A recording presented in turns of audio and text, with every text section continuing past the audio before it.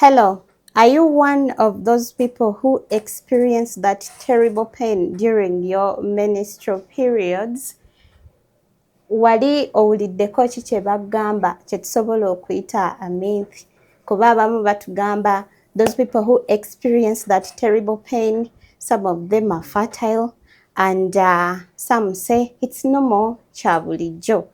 Yeah, olunaku olwaleero tugenda kwogera ku condition ekyasinze okubeera common one of these days in women esinze n'okubaleetera infertility obutafuna mbuto oba waba afunye olubuto n'afuna complications and it is called endometriosis and adenomyosis.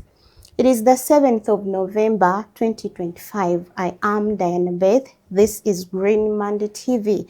I am welcoming you on the show where I make it a point that health matters is taking center stage. In the house, I am having a specialist, Njakumuleka Aveyanjulide. Yes, you're welcome on the show, Doctor. Thank you very much. My name is Dr. Sekulima Rogers. I'm a cosmetic gynecologist and an advanced laparoscopic endometriosis surgeon. I'm a fertility specialist and I work in Uganda. You work in Uganda? And yes, mostly stationed at Sena Road Women and Children's Medical Center. Sena Road? Yes. Okay. You're welcome on the show once again. I'm so happy to have you here. Thank you. Yeah, kakati musawo njagala otutegeezeeko otunnyonnyole endometriosis kyeki and adenomyosis, not so those big terms naye I know you will help us break it down. Yeah. Kakati ebigambo bino endometriosis n'ekigambo adenomyosis bigambo ebitegeeza kumpi obulwadde bwe bumu naye nga kisinziira obulwadde buno buli luddawa lyerinnya lyetuwa obulwadde obwo. Obulwadde buno byonna kyobula buno obulwadde tebuli mu basajja wabula buli mu bakyala. Obulwadde bonna senta yaffe ebeera n'abaana oba uterus.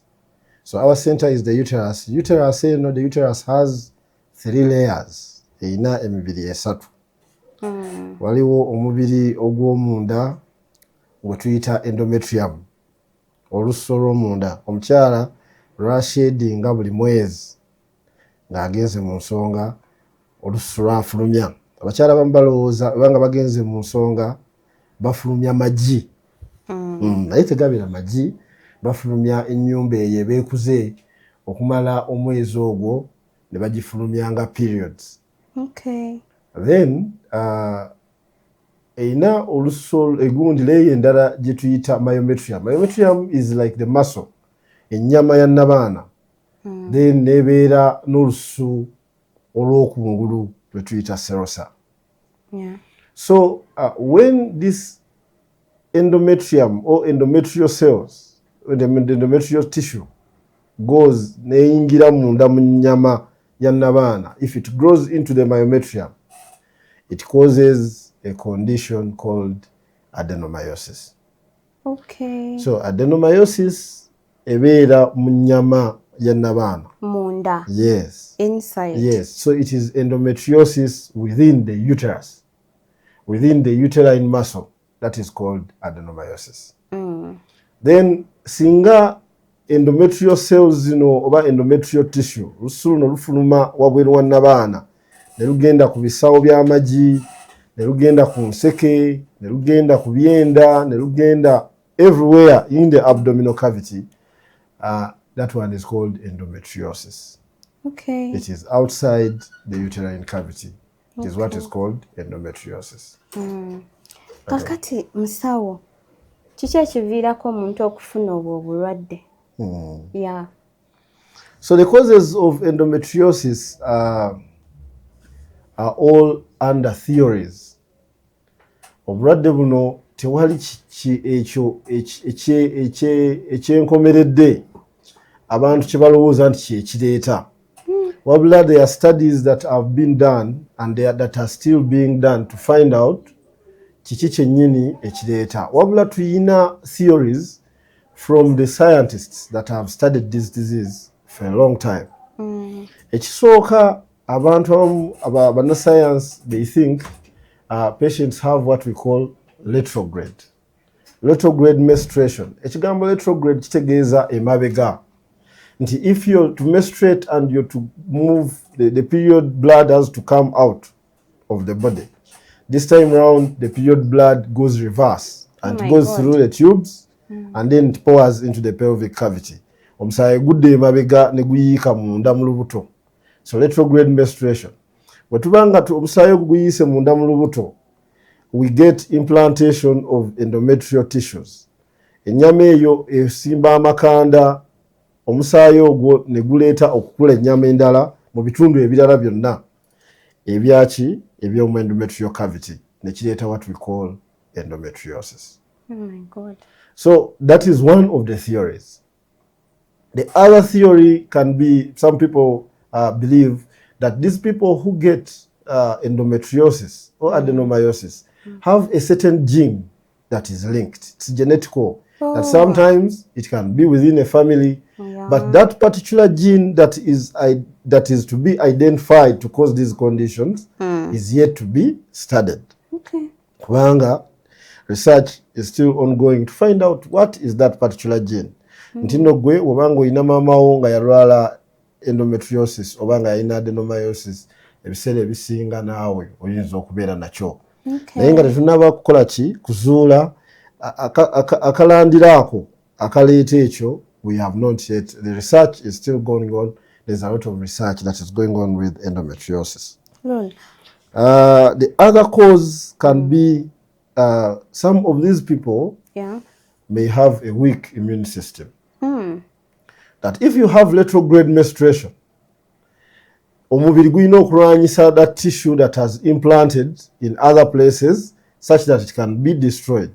Now, because of the weak immune system, this tissue cannot be destroyed. So it goes on growing and then it causes disease. Basically, those are the few causes that you can explain. Ate mpozi oba nakiwulirako oba ki, how about bano abantu abatera okugyamu embuto nti maybe somewhere somehow they were damaged? Plus or minus iatrogenic implantation of endometrial tissue into the myometrium. It can happen, it may not happen. These are just theories that can happen. So kati musawo omuntu ali eyo ng'ayagala okumanya some of the signs and symptoms oba engeri eno condition gye presentinga. Nsaba onyonyola omuntu ali eyo about the signs and symptoms. Omuntu ayinza okubeera eyo ng'alina bya experiencing maybe oba oli awo. Obulwadde buno bwonna, the most common symptom is period pain. The most common symptom is period pain.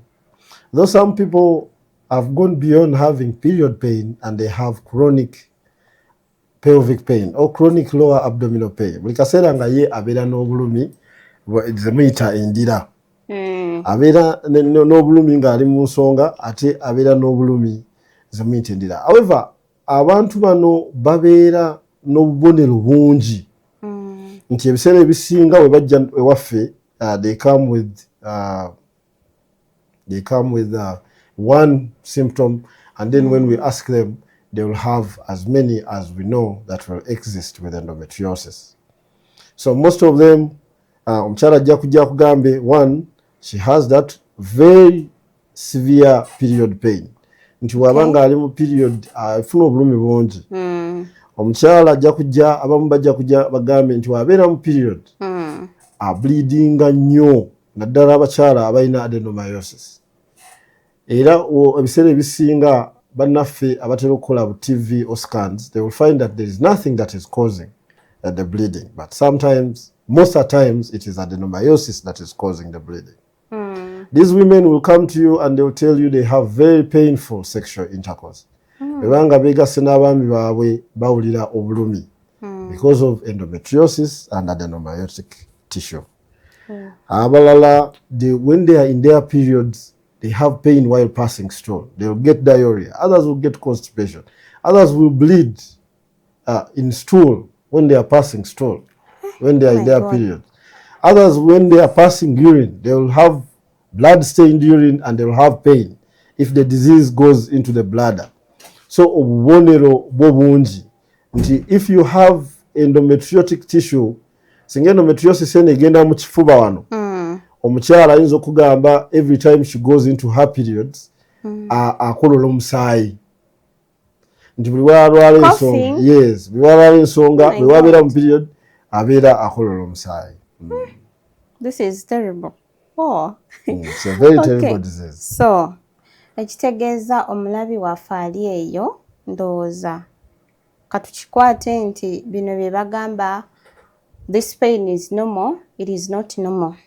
Woba owulidde obulumi we butyo, I think it's good to visit a doctor, right? Yes, it's very good to visit a doctor and to visit a gynecologist. Oh, yeah. Yes, not every doctor sometimes can be able to diagnose these conditions. Yeah. But at the level of doctors, at least a gynecologist is able to diagnose this condition of adenomyosis and endometriosis. Ekyenjawulo ekiriwo between the pain of endometriosis and adenomyosis. Abakyala abasinga abalina endometriosis, they will start experiencing pain nga tannaba na kutandika periods, before the period pains. Before the periods start, the woman will start experiencing pain 5 days to periods, 7 days to periods, when they are having very terrible pain. When they go into their periods, the pain becomes terrible. And even after their periods, these women will experience a lot of abdominal pain. So that is endometriosis. For adenomyosis, the patients always, the women always experience pain when they are starting their periods. Let's say the periods are starting tomorrow. Most of these women will come and tell you, my periods, when they start like this, I get pain for the first like 2 or 3 days. That is then the adenomyosis. Pain, that is adenomyosis. And the pain goes away. The difference is that the other one starts earlier, even before the period starts. And it continues even after. Yeah. Oh, mpozi n'ekirala atulaba ali eyo nga maybe oyagala kubirako ku musawo obeeko n'ekyobuuza enamba ndowooza producer atuyamba atuteereko ku screen oba nsobola ogibasomera eri 0704 792122. Yes. Oh my God. Kakati musawo, buno obulwadde bw'oli okwogerako nja kusaba otutangazeeko ku age bracket. Bantu ki oba age bracket ki eri prone to this condition? Basically, for us in hospital, we receive a lot of 30 plus patients who come in with these symptoms. However, we realize that these symptoms start early in age. We have a lot of secondary school going girls who don't go to school when they are in their periods.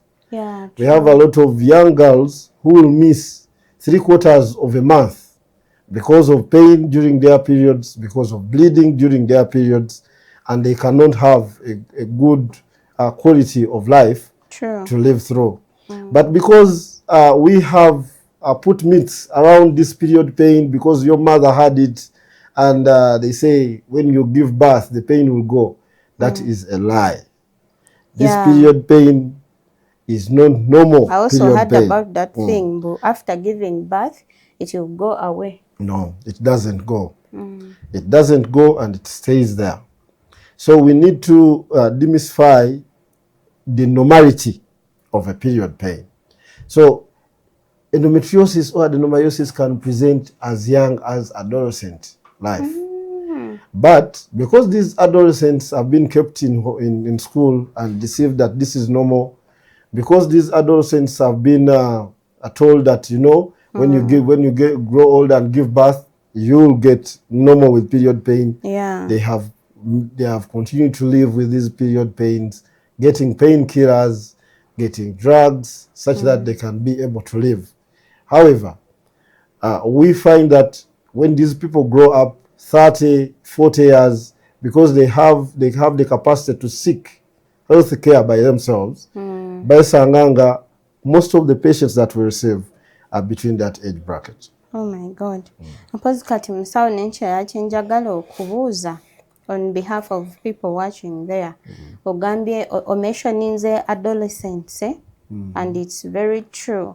Ndujjukira naffe we twali mu secondary, I saw girls who had terrible pain. They would just carry them nga azirika n'okuzirika. Kati oyo omwana oba omuzadde ali eyo ali otulaba nazuula nti zino signs z'oyogedde, that terrible pain omwana we agiyina, n'agenda ewa gynecologist. Now like oba n'ajja gy'oli, kisoboka okusanga a girl who is below 18 or 18 nga ayina endometriosis. Yes. Oh my God. I have worked on quite a number of adolescents, 15 years, 14 years, 16 years, when they have endometriosis. When these patients come to me, we do carry out some tests to find out whether they have the disease. And the most common test that we do a scan. Tukola ka TV, naye tukola ka TV nga tukayisa mu bukyala. Abawala bano abato abatannaba kwegatta betuyita ba virgin, nga tusobola kuyisa mu bukyala, tukola ka TV nga tuyisa what they call the anus or the rectum, that tusobola okwaccessinga where the disease is, such that we don't interfere with their virginity, but we also have a diagnosis for them. Okay. Kakati buno obulwadde nabwo buyinamuko ku stages, kuba kati teebereza omwana an adolescent tebanaba kuzuula nti ayina endometriosis oba adenomyosis. Oyo akuze atuuse ku myaka 3. Buyinamuko ku stages nti wotuuka eno stage buba bukuze nnyo, maybe we can no longer give this treatment or what? Obulwadde bulina stages, naye stages zonna tusobola okuzijjanjaba. Olw'okuba nti the later the stage, the more the complications, and the more the disease has affected the person. If we look at endometriosis is in 4 stages. The first stage that we call the mild stage, some of us who have had a chance of looking at endometriosis with a camera inside people's bodies, we see that people who have stage 1 babeera n'endometriosis nga ali waggulu ku lususu olubuto, oluusi ku nabaana, ng'oluusi agenzeeko ne ku kisawo ky'amagi katono, oyo endometriosis gwe tuyita stage 1. Abalwadde abali mu stage 1, they may have some little symptoms, some few symptoms. They babeeramu ne ka pain oluusi tekali much, and they can even conceive when they are at that stage. Oh my God. They can get those undiagnosed. We have people who have undiagnosed endometriosis that can conceive at the stage of mild stage. Because the stage has not, the endometriosis has not yet really spread and grown to other parts. However, some it may not happen, because actually infertility in most patients, when abakyala babiri waka because of pain tebaleeta nnyo ku ddwaliro ebiseera ebisinga. Ekibaleeta ku ddwaliro oluusi, she's 35, afunye omwami, she wants to get pregnant, but she's failing to get pregnant. And that is when we discover that she has endometriosis. So infertility can be one of the presenting complaint to us. Stage endala eddako ye stage 2. Stage 2 disease, obulwadde buli ku lususu, bugenze mu bisawo by'amagi, it is involving the 2 ovaries, and it is involving the peritoneum, not deep into the tissue. So that is stage 2. Here abantu batandika okulaga symptoms nga there is some pain when they are having their periods. Stage 3, obulwadde butandise okuspreadinga, it's now involving the ovaries, it is involving mabega wa nabaana eyo nawatandise okukwata etandise okugenda paka wenatuuka mu stage 4 stage 4 wetugenda ku kyenda obulwadde buli ku kyenda, it's involving the rectum, the appendix, anything that is out of this reproductive system involving the ovaries. Sometimes it goes to the lungs, like I said, or it can go anywhere. Then this disease is stage 4, and that is severe disease. That is when they have devastating symptoms. Okay, so katusoke tugendeko mu kuwumula, and we shall be right back, guys.